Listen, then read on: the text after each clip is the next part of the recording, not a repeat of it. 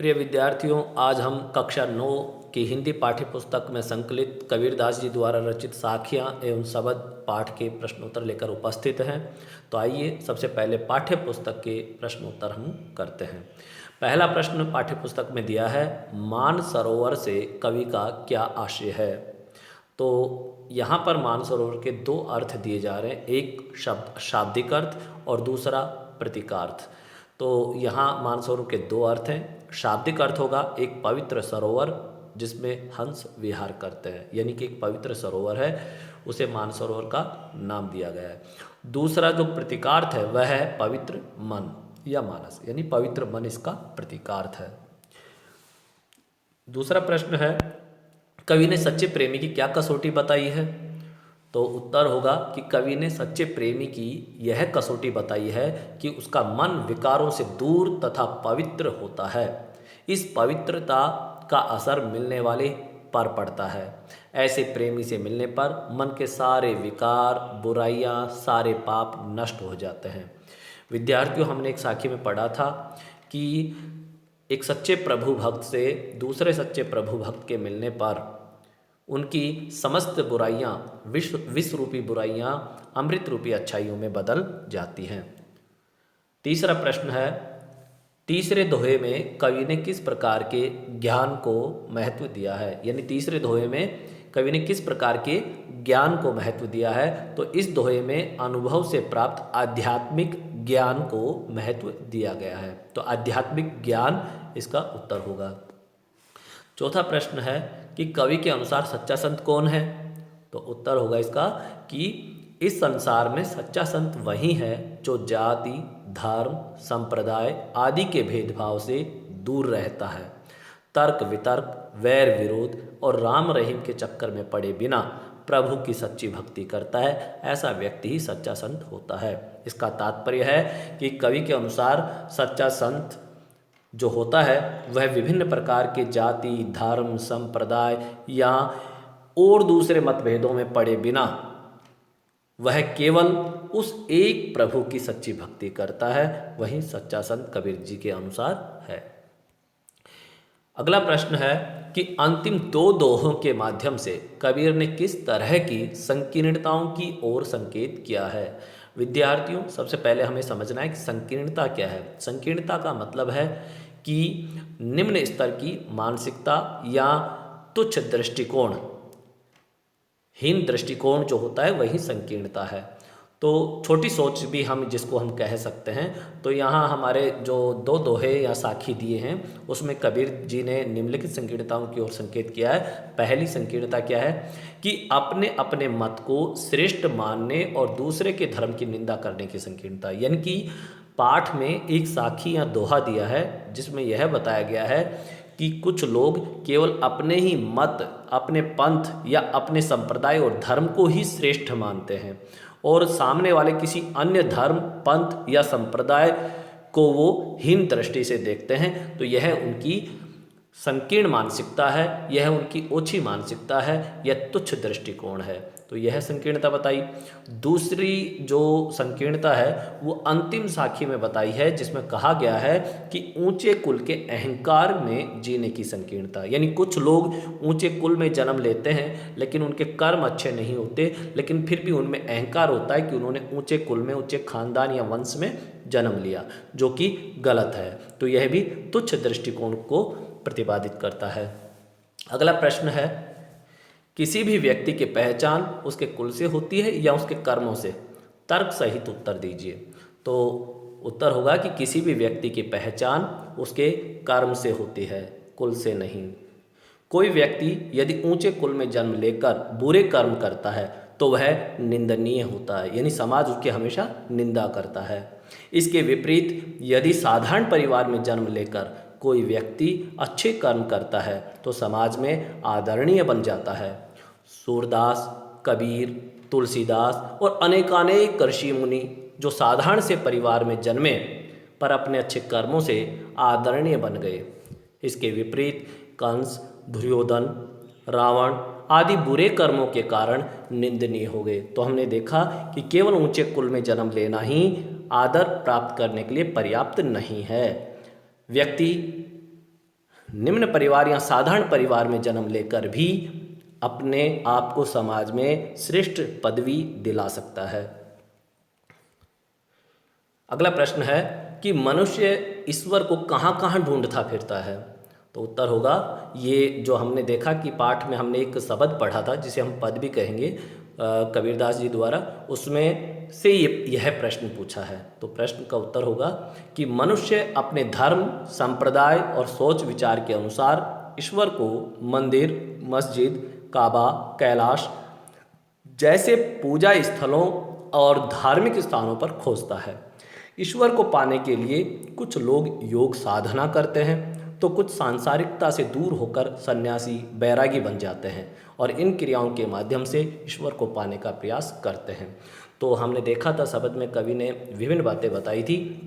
तो इस उत्तर में भी हमने एक बात समझी कि मनुष्य क्या करता है ईश्वर को पाने के लिए। मनुष्य विभिन्न धर्मों, संप्रदायों, विभिन्न प्रकार के पंथ आदि का अनुकरण करते हैं, मंदिर, मस्जिद, काबा, कैलाश आदि की यात्रा करते हैं और इसके अलावा कुछ लोग तो ईश्वर को प्राप्त करने के लिए संन्यास धारण करके बैरागी बन जाते हैं। तो ये विभिन्न प्रकार के क्रियाएं या क्रियाकलाप मनुष्य द्वारा किए जाते हैं। अगला प्रश्न है, कबीर ने ईश्वर प्राप्ति के लिए किन प्रचलित विश्वासों का खंडन किया है। ये दोनों ही प्रश्न परस्पर एक दूसरे से जुड़े हैं, उत्तर इनका एक जैसा है, केवल प्रश्न की रूपरेखा या उसका रूप बदल दिया गया है। अभी देखेंगे इसका उत्तर। कबीर ने ईश्वर प्राप्ति के लिए प्रचलित विश्वासों का खंडन किया है कि उनके अनुसार ईश्वर न मंदिर में है, न मस्जिद में, न काबा में और न कैलाश में। आदि तीर्थ यात्रा में ईश्वर नहीं है। वह न कर्म कांड करने में मिलता है, न योग साधना से, न बैरागी बनने से। ये सब ऊपरी दिखावे हैं, ढोंग है, इनमें मन लगाना व्यर्थ है। यानी कि ये विभिन्न प्रकार का जो आडंबर है, धार्मिक आडंबर है, दिखावा है, ये इन सब में ईश्वर नहीं है। ईश्वर तो हमारे मन में है, जो सच्चे मन से भक्ति करने से ही हम ईश्वर को प्राप्त कर सकते हैं। अगला प्रश्न है, कबीर ने ईश्वर को सब श्वासों की श्वास में क्यों कहा है। तो उत्तर होगा कि कबीर का मानना था कि ईश्वर घट घट में समाया है, वह प्राणी की हर सांस में समाया हुआ है, उसका वास प्राणी के मन में ही है। यानी सब श्वासों की श्वास बताने का मतलब है कि कबीरदास जी के अनुसार प्रभु यानी कि ईश्वर सभी प्राणियों के मन में, उनके हृदय में निवास करते हैं। विद्यार्थियों, ये तो हमारे पाठ्य पुस्तक से संबंधित प्रश्न थे, किंतु कुछ अन्य प्रश्न इन साखियों या शब्द में से बन सकते हैं। तो आइए कुछ प्रश्न जिनका समाधान हम यहाँ करते हैं, उनका उत्तर जानने की कोशिश करते हैं। पहला प्रश्न बन सकता है कि साखी जो आई थी उसमें हंस किसके प्रतीक हैं और वे मानसरोवर को छोड़कर अन्यत्र क्यों नहीं जाना चाहते, अन्यत्र यानी दूसरी जगह क्यों नहीं जाना चाहते। तो इसका उत्तर हम कर सकते हैं कि हंस जीवात्मा के प्रतीक हैं। वे मानसरोवर अर्थात मन रूपी सरोवर को छोड़कर अन्यत्र यानी कि अन्य जगह इसलिए नहीं जाना चाहते हैं क्योंकि उसे प्रभु भक्ति का आनंद या मुक्ति रूपी मोती चुगने को मिल रहा है। ऐसा आनंद उसे दूसरी जगह दुर्लभ है, इसलिए वो उस मन रूपी सरोवर को छोड़कर कहीं नहीं जाना चाहते। अगला प्रश्न है, कबीर ने जीवित किसे कहा है। तो उत्तर होगा, कबीर ने उस व्यक्ति को जीवित कहा है जो राम और रहीम के चक्कर में नहीं पड़ता है। इनके चक्कर में पड़े व्यक्ति राम राम या खुदा खुदा करते रह जाते हैं पर उनके हाथ कुछ नहीं लगता है। इन दोनों से दूर रहकर प्रभु की सच्ची भक्ति करने वालों को ही कबीर ने जीवित कहा है। या राम या खुदा के चक्कर में पड़ने का तात्पर्य है कि इनको अलग अलग रूपों में धार्मिक भेदभाव के आधार पे प्रभु की भक्ति करने के स्थान पर हमें उस परम पिता परमेश्वर को एक मानकर उसके मन से भक्ति करनी चाहिए, यह संदेश दिया। और जो व्यक्ति यह सत्य समझ जाते हैं वही जीवित माने जाते हैं, वही जीने लायक हैं। मोट चून मैदा बहा के माध्यम से कबीर क्या कहना चाहते हैं। तो उत्तर होगा कि मोट चून मैदा भया के माध्यम से कबीर कहना चाहते हैं कि जिस प्रकार चून और मैदा गेहूं के ही दो रूप हैं, उसी प्रकार राम और रहीम भी उस ईश्वर के दो रूप हैं। वास्तव में तो ईश्वर एक ही है।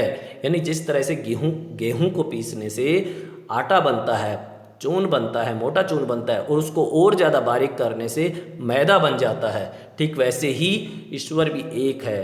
उसको यहाँ पर मनुष्य ने राम और रहीम दो नाम दे दिए। कबीरदास जी की इन साक्ष्यों के आधार पर अगला प्रश्न बनता है कि कबीर सुवर्ण कलश की निंदा क्यों करते हैं। सुवर्ण यानी सोने के कलश की।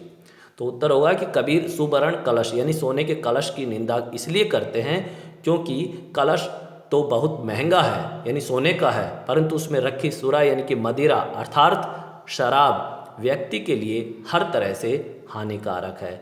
मदिरा के साथ होने के कारण सोने का पात्र निंदनीय बन जाता है, यानी उसमें मदिरा यानी शराब भरी होने के कारण लोग उसकी निंदा करते हैं। अगला प्रश्न होगा कि सुवर्ण कलश किसका प्रतीक है, मनुष्य को इससे क्या शिक्षा ग्रहण करनी चाहिए। तो उत्तर होगा सुवर्ण कलश अच्छे और प्रतिष्ठित कुल का प्रतीक है, जिसमें जन्म लेकर व्यक्ति अपने आप को महान समझने लगता है।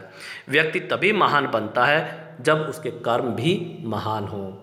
इससे व्यक्ति को अच्छे कर्म करने की शिक्षा ग्रहण करनी चाहिए। यानी सुवर्ण कलश यानी सोने का कलश तो हो गया, ऊंचे कुल में जन्म लिया व्यक्ति, लेकिन अगर ऊंचे कुल में जन्मा व्यक्ति अच्छा कर्म नहीं करता है तो वो मदिरा का रूप हो गया। तो इस तरह से ऊंचे कुल में जन्म लेना ही पर्याप्त नहीं है, उच्च स्तर के कर्म करना, अच्छे कर्म करना भी आवश्यक है। तो इस बात से हमें अच्छे कर्म करने की शिक्षा ग्रहण करनी चाहिए। अगला प्रश्न है कि मनुष्य ईश्वर को क्यों नहीं खोज पाता है। उत्तर बनेगा मनुष्य ईश्वर को इसलिए नहीं खोज पाता है क्योंकि वह ईश्वर का वास मंदिर, मस्जिद जैसे धर्म स्थलों और काबा, काशी जैसी पवित्र मानी जाने वाली जगहों पर मानता है। वह इन्हीं स्थानों पर ईश्वर को खोजता फिरता है, वह ईश्वर को अपने भीतर नहीं खोजता है। यानी वह इसलिए नहीं खोज पाता क्योंकि वह व्यक्ति इस सत्य को जानता ही नहीं है कि जिस प्रभु को वह खोज रहा है विभिन्न स्थानों पर, मंदिर, मस्जिद आदि में, वह ईश्वर तो उसके हृदय में निवास करते हैं, उसके मन में निवास करते हैं, और वह इस सत्य को से अपरिचित रहते हुए भगवान को नहीं खोज पाता है। अगला प्रश्न बन सकता है कि कबीर ने संसार को किसके समान कहा है और क्यों। तो हमने देखा कि कबीर ने संसार को श्वान यानी कुत्ते के समान कहा है, क्योंकि जिस तरह हाथी को जाता हुआ देखकर कुत्ते अकारण बिना किसी कारण के भौंकने लग जाते हैं, जबकि वो जानते हैं कि वो उस हाथी का कुछ नहीं बिगाड़ सकते, उसी तरह ज्ञान पाने की साधना में लगे लोगों को देखकर सांसारिकता में फंसे लोग तरह तरह की बातें बनाने लगते हैं। वे उस साधक पर, उस भक्त पर विभिन्न प्रकार की टिप्पणियां करते हैं। वे ज्ञान के साधक को लक्ष्य से भटकाना चाहते हैं। तो सांसारिक लोगों को, जो कि विभिन्न प्रकार की सांसारिकता में फंसे हुए हैं, उन लोगों पर यहाँ पर सीधे सीधे आक्षेप कवि ने लगाया है। धन्यवाद।